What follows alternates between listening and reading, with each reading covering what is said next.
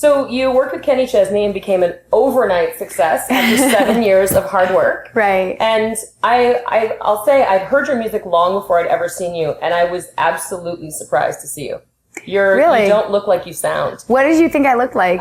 Well, you look like a pop princess. You look like a beauty queen. You do. You absolutely do. And you walk out like Mick Jagger. So it's a surprise. I think it's a real surprise.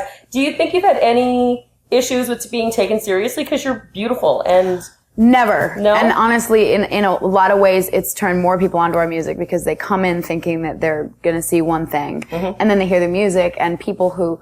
Maybe it's not that they don't have good taste in music, it's that they don't know what to like. They just need to hear it in order to know. Yeah. I always dress to reflect the song that we're performing in that moment. So as the music changes, the wardrobe changes, and we've had a lot of wardrobe changes. Let's just put it that way. This album has been described as a departure for you guys. Do you think it's a departure or more of just a natural evolution? It feels like an evolution to me. I think you're right. I think it's an evolution.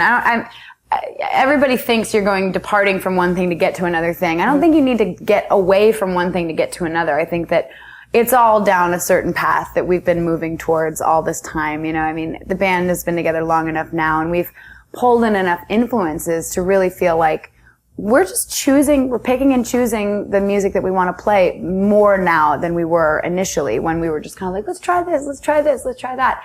I think we're honing in on something that we're comfortable performing live, which is really the first time we've done that with a record, where we really wanted it to be about how these songs are going to communicate to a live audience. You seem to be a performer that really thrives in the live environment. Yes. And you've been at every festival this year. You are like the festival queen. Right now, yeah. We didn't do Lollapalooza this year. We did it last year. But we did Coachella this year, which was really, really fun.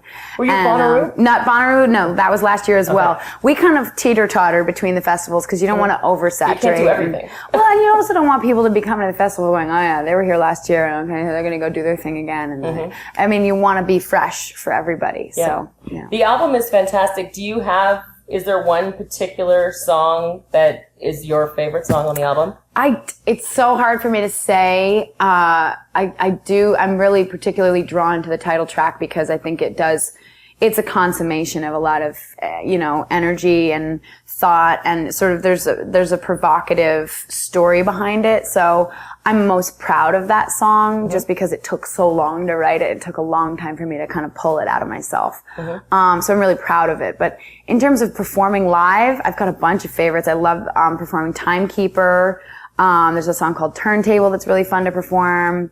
I love doing Never Go Back, the song that we co-wrote with Dan Auerbach. That's a really fun one to perform live. And one of my favorites, which I definitely am putting on the set list for today, is The Divide, which is the closing track on the record. Yeah, it's really fun. Great. Yeah, it seems to me, everything that I've read, everything that I've seen, your performances, you seem to really feed off the energy of your audience. Yeah. So, not just an artist, but a true performer. There's that star quality that you just see. The stage, thank you. You light up, the audience lights up. Oh, shucks. Thank you. I've also read a lot of interesting stuff about you in research for today about your cooking. Yeah. You cook for your band. I love to cook. Chatted, you do their hair. I do their hair. I'm a mom, I don't have any kids, but I love putting my energy towards the people that I care about. And we live together on the road, and there's so many times where you just feel so out of place, so isolated from anything familiar. And I like to create familiar environments, and I like to create a place that feels like home when people are away from their girlfriends or boyfriends or families or, there's so much about the road that really does take you away from all that. And I think food is a great way to bring it back to center. Yep. And hair and the salon. And the hair. I give the occasional trim, the occasional style. The boys need to be well coiffed at all times. Now, I have last question for you. I find it interesting that you were on a soundtrack for Disney. You did the Tangled soundtrack. Yeah. You're pretty open. You're pretty edgy. And so I wonder, was it difficult for you to sort of reel it in for Disney? No. Did you have to sign any special contracts? No, it's funny. I've loved Disney, and when I grew up as a little girl, I wanted to be Ariel from The Little Mermaid. And that continued into my career because we signed our record deal with Hollywood Records, which is actually part of Disney. So I've done not only Tangled, but I also did a song for the Tim Burton Alice in Wonderland movie. I just did another Tim Burton song with the Flaming Lips for the new movie that's coming out in the fall called Frankenweenie. And I also did a couple of cartoon voices and songs for soundtracks for ABC and Disney TV shows. So it's like a whole other part of my life that if I ever did have kids, I would be the coolest mom ever. But since I don't have any kids, it's a little strange to take it out of the rock star element. But in the same way, I mean, they never ask me to change, you know, who I am, and I know better than to put bad language into the songs anyway. So there was a little moment. A profanity clause in the Well, when we soundtrack. did White Rabbit, which is a Jefferson Airplane song, for the Alice in Wonderland movie, there was a moment where there was, you know, conversation about the drug reference, which is funny because I didn't write the song, but yeah, there was a little moment of, is this gonna work? And then, of course, it snuck its way into the soundtrack anyways. So you've had success in a whole bunch of different areas, and it seems to me you're an interesting rocker because you don't look like a rocker. Right. You sound and perform and thrive on the audience like a rocker, but you're also a foodie that's cooking in your trailer and doing your band's hair. I know. What's I'm such next? a girl. I, you know, maybe I'll be like the Martha Stewart or Oprah and, you know, start a whole lifestyle. Oh, like Gwyneth Paltrow did the brand.